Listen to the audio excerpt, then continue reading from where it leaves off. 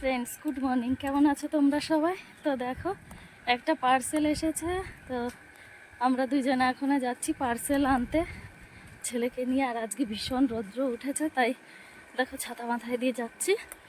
আর ছেলে এইমাত্র ঘুম থেকে উঠলো, তাই একদমই হাঁটতে চাইছে না। দেখো মুখটা দেখো, এইমাত্রই উঠেছে। তো ওকে খাবারটা খাইয়ে যেই বসেছি অমনি ফোন এলো পার্সেলওয়ালার। তো বলছে পার্সেল এসেছে। তো দেখো আমরা এখন যাচ্ছি। তো যাই তাহলে পার্সেলটা নিয়ে আসি। দেখো বন্ধুরা কি অবস্থা। অর্ধেক রাস্তায় গিয়ে মনে পড়লো যে আমি তো টাকা নিইনি, তো বিনা টাকায় তো আর পার্সেল হবে না, তাই আবার যাচ্ছি দেখো বাড়িতে। তো এখন যাব, নিয়ে আসবো টাকা, তারপরে আনবো পার্সেলটা। তারপরে এনে দেখাচ্ছি কি পার্সেল এসেছে। চলো চলো চলো, আমার হাতে দাও, আমার হাতে দাও, টাকাটা দাও। তারপরে এই যে ছেলেকে নিয়ে এখন যাচ্ছি। ছেলের হাতে এই যে টাকা রয়েছে, তো ও হাসছে আর দেখাচ্ছে এই যে পার্সেলটা নিয়ে নিয়েছি, এখন আমরা বাড়ি যাচ্ছি। তো ছেলে বলল, মা আমার হাতে পার্সেলটা দাও। তো পার্সেলটা নিয়ে বাড়ি যাচ্ছি। তখন দেখো আমার ছেলে রাস্তায় কি দেখতে পেয়েছে। ওখান দিয়ে সাপ বেরোয়, দেখো কোথা দিয়ে সাপ বেরোয় দেখাচ্ছে। ওখান দিয়ে সাপ বেরোয়, ও বাবা কামড় দেবে। দেখো সাপ দেখাচ্ছে, কোথা দিয়ে বেরোয়, ওখান দিয়ে। চলো তাড়াতাড়ি বাড়ি চলো। তো আমরা চলেও এসেছি পার্সেলটা নিয়ে। তো দেখো এখন ঘরে যাব। আর আমার ছেলে হেঁটে হেঁটে আসছে। ও আর কোলে উঠলো না, আর নেব কি করে, এত বড় একটা পার্সেল এসেছে। তো হেঁটেই যাচ্ছি দেখো চল বাড়িতে। তো এখন চলো চলো বাবা। দেখো ছেলে আমার দৌড়াচ্ছে, চলো। দৌড়ে দৌড়ে যাচ্ছে এখন রুমে। আমরা ঘরে চলে এসেছি। আর এত রৌদ্রের মধ্যে ছেলের জল তেষ্টা পেয়ে গেছে, যাওয়ার সময় বলছিল, কিন্তু তাড়াহুড়োতে ওকে আর জলটা দেওয়া হয়নি। তো এসে জলটা দিয়েছি। জলটা খেয়ে দেখো লেগে পড়েছে কাজে, একটা কাঁচি পেয়েছে। তো ও তো কাটাকাটি ভালোই করতে পারে, দেখো বসে গেছে কাটতে। অনেক চেষ্টা করেছে, এই যে অল্প একটু কেটে ফেলেছে। তো আর পারলো না, তারপর বলছে, মা তুমি আমাকে এটা কেটে দাও। তো দেখো এই যে দিল, আমি কেটে দিলাম। এখনও বের করছে, আর বের করতে পারছে না, কারণ অনেকটাই বড়, ও কী করে পারবে। তো আমি এই জিনিসটা ওই যে বের করে দিলাম। তো ব্যাগটা দেখতে ভালো, সুন্দরই লেগেছে, কিন্তু অনেকটা বড়। এটা কার না? আমার না, এটা বাবা। বাবা তো কি হয়েছে? তা তুমি ভেবেছো তোমার জন্য? হয় না মা। তোমার হয় না? না, কোলা কোলা আমাকে ছোট ব্যাগ কিনে দিয়েছে। গুল্লু তোমাকে ছোট ব্যাগ কিনে দিয়েছে? হ্যাঁ, তা এটা তো পাপার, পাপাকে তো কিনে দেয়নি। এটাই কিনে দিয়েছে। এটাই কিনে দিয়েছে? বাচ্চার ছিল এটা। এটা পার্সেল ছিল এটা? হ্যাঁ, ওইটা পরে এনে দিলাম। ওইটা এনেছো? তা এটা তো ভালো। এটা ভালো না এটা। এটা ভালো না? না, এটা বাবার। এটা পাপার? হ্যাঁ, ওই ছোটটা আমার হয়। ছোটটা তোমার হয়? হ্যাঁ, তা তোমার পছন্দ হয়নি পাপার ব্যাগটা? না, পছন্দ হয়নি।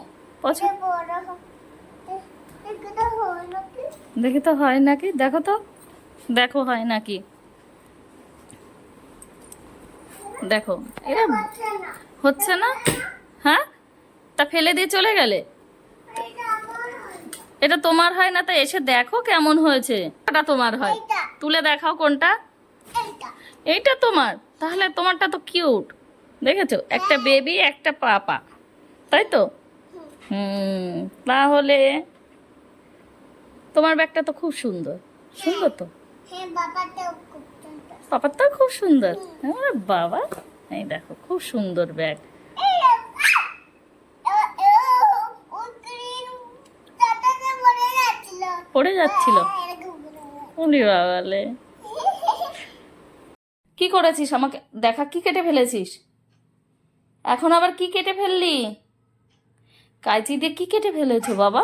না, কি কেটেছো দেখাও তো, দাও ওটা আমার কিচেনের কাঁচি দাও, ওটা আমার কিচেনের কাঁচি দাও, দাও। এটা একটু, ওইটা অল্প একটু কেটেছো? এটা, হ্যাঁ, এটা। হুম, এবার দাও, অল্প একটু করবে একবার, তারপরে আমাকে দেবে। আমি এখন লঙ্কা কাটবো, দাও। ঠিক আছে। ও বাবা, গুড বয় আমার। ও একটু রাউন্ড অ্যান্ড রাউন্ড দেখি কি খাচ্ছিস। কি ওটা? প্যাকেটটা দেখা। এটা কি? নাম বলো, নাম বলো কি এটা? এটা স্ট্রবেরি, ওটা চেরি। জেলি আছে। ও বাবা, খাও তাহলে এটা। আর দেখো বন্ধুরা, এই প্যাকেটটা ছিঁড়তে গিয়ে এখানে একটু ভেঙে গেল কোথায়। হ্যাঁ, এইটুকু ভেঙে গেছে, তো এখন আর খাবে না, সেজন্য আবার আরেকটা দেওয়া লাগলো।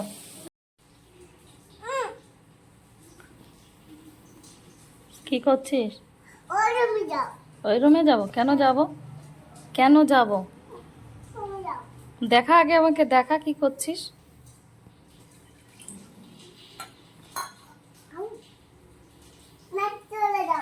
কেন চলে যাব আমি? কেন চলে যাব? কেন চলে যাব? যাব না। তুমি এখন দুষ্টুমি করবে, তাই তো? বেডে জল ফেলবে না কিন্তু, বলে দিচ্ছি, একদম জল ফেলবে না।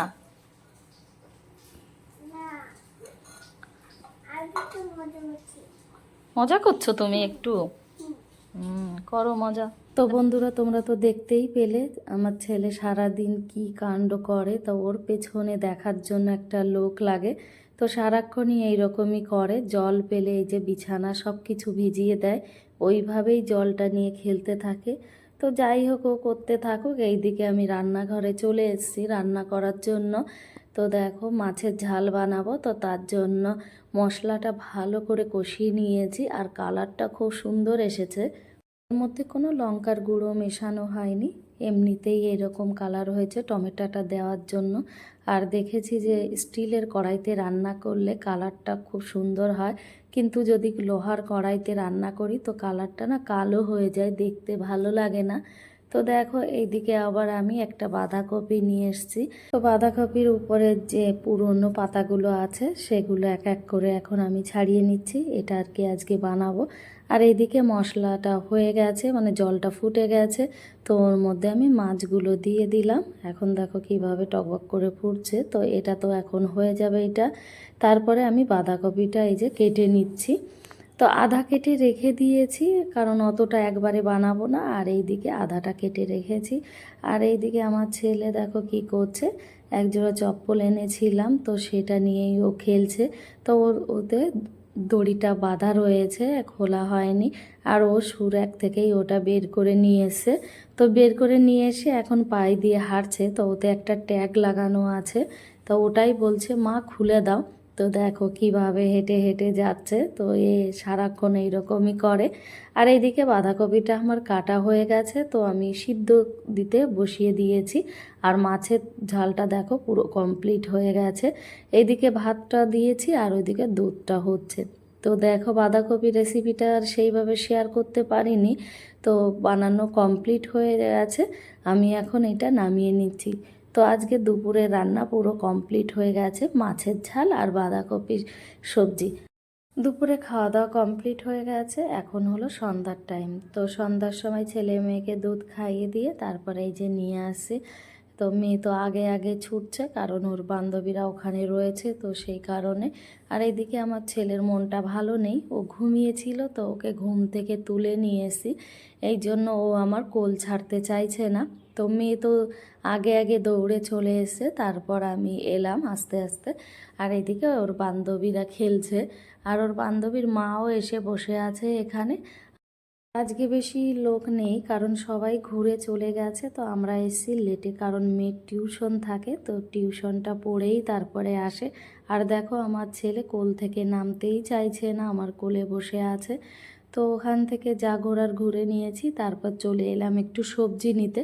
তো আমাদের ক্যাম্পের ভেতরে যে সবজিওয়ালা দাদাটা, তার কাছ থেকেই নিচ্ছি। দেখো, ও অনেক সকালেই এসেছিলো, কিন্তু আমি সবার লাস্টে গেছি, তো বেশি সবজি নেই, যা ছিল অল্প, তো সেখান থেকে কিছু সবজি নিয়ে নিলাম।